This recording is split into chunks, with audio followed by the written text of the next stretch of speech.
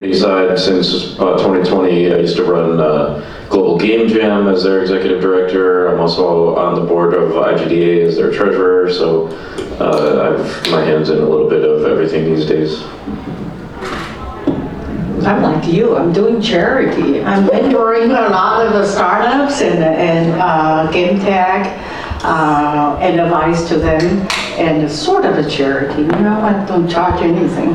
But anyway, my background in the past 15 or so years are very much in the mobile game, advertising and user acquisition and marketing. So I work for Italian company, French company, Chinese company, American company, doing a lot of international business, which means I talk a lot and travel a lot. However, my own background is actually computer science. I got a computer science master's degree in Houston and went to work for NASA. You don't believe it. I look totally like a businessman, but I was a hardcore system programmer at NASA, okay? I don't have a business degree. But anyway, it's very interesting, and there are topics that I have a lot of hands-on experience, especially around the world.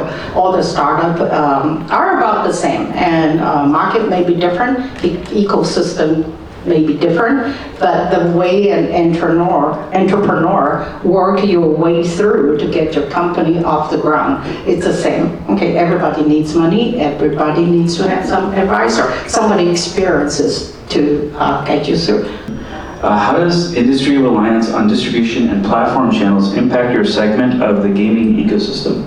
So my answer is going to come, it's biased to that. Of course, for distribution, it's huge for games. That's how you get out there. And if you're console games, you've got different operating systems and distributors than web gaming. While you think years ago it was like, oh, we have the internet, everybody can be on the web, but actually it's really coming down to two main players with Google and Apple, and the way that the ecosystem has developed is because of their policy decisions, not because of the underlying tech. And so as game developers, for those who've been around since before then, there's still, I think, always a hope that we will see the promise of web-based gaming that's truly interoperable, it's platform agnostic, and people can play no matter what device they're on. But we're not there yet because of these policy decisions. And I think for a lot of developers who have grown up more recently in mobile space, they're like, oh, the only way we can build is a native app, because that's how content is distributed on mobile devices. It is through the App Store. Again, that's not a technical issue, that is a policy issue by the two main players.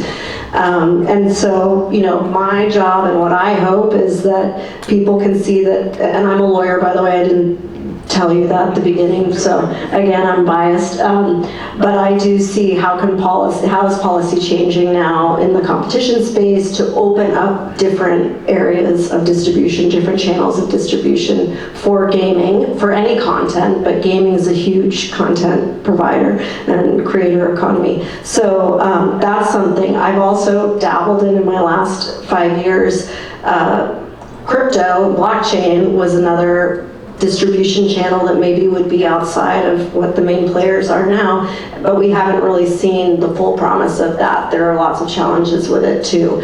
But I still have hope that we will find different ways of distribution. But distribution, I think, for developers is something that maybe some are thinking about, but I don't know that they're thinking about it enough, and how tied you are to the rules of that distribution channel and how it impacts your way to distribute your games. Okay, I'm probably speaking more about mobile games. So let me ask you something. How many people are doing mobile games here? Quite a few. All right. How many people, the rest of you, are doing AAA game on Steam or something? No? AA. AA. Okay, awesome. Not too many people on mobile games, right? There used to be a whole room full of that. But I speak of my experience more on the mobile game. Mobile game, you absolutely have to build a relationship with publishers, okay? Or pick a payment platform. And they always have something. You build a relationship and then you decide which one you want to sleep with. All right? You basically have to sleep with quite a few. Oh, yes, business dating, better word. It's an example because I travel to China a lot. China Android platform, at peak time, at 2013-14, there were 700 something, okay?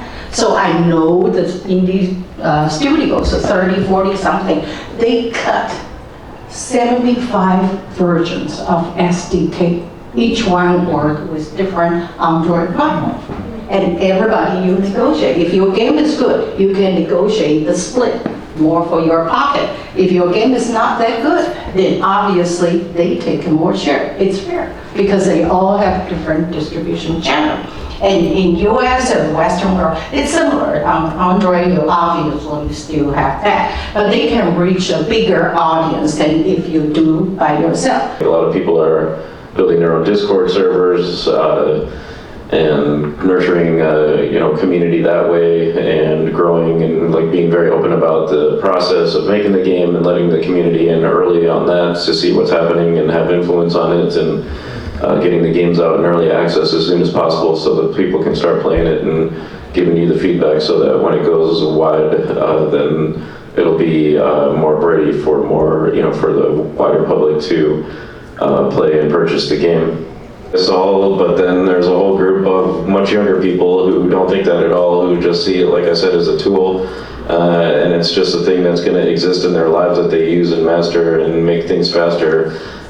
So if we don't start mastering it, then we're just going to get left behind, honestly.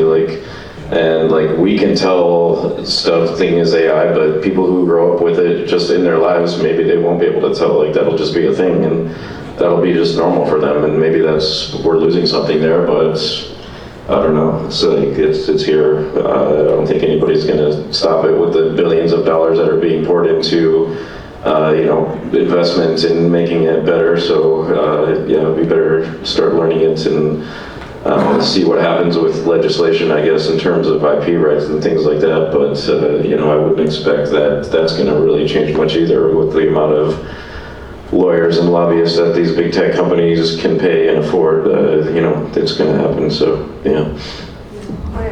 My one last thing is, for those who are creators, where you can keep the humanity. And I don't think AI is replacing judgment yet and experience. We can have a whole nother conversation on what that means, since the junior levels are starting to be replaced now, and how are you going to replace with mid-level and senior people who haven't had the experience of it. But I don't think it's replacing judgment, and there is, if you can keep the humanity, and don't give the AI your judgment, don't hand over, relinquish that point of the development, that judgment point. You need to actively, AI is a mirror. What you put in is what you get out.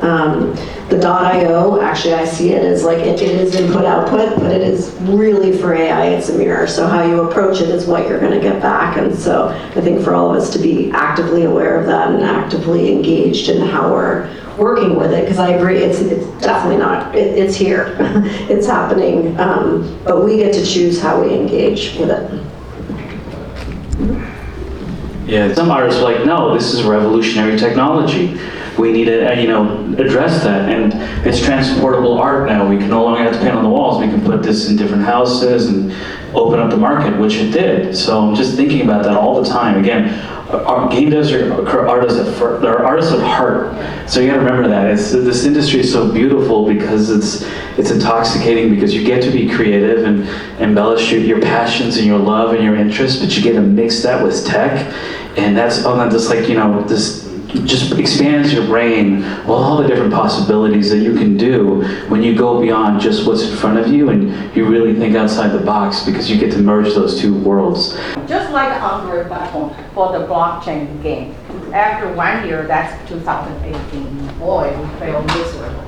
Because we had no clue how to build a platform for blockchain. My co-founder was a big boss, and he built an Android game platform. We thought it was going to be like a mobile game platform. Boy, were we wrong. And much later, actually, it's a completely different game. I don't, like, it's changing all the time, so who knows what the next thing is, but there are a lot of people trying to crack that code, and I haven't seen it. It's hard. Yeah, and the early promise of you can buy a sword in one game and use it in every game was made by people who never made games, I think, because that's just not how it works. Yeah.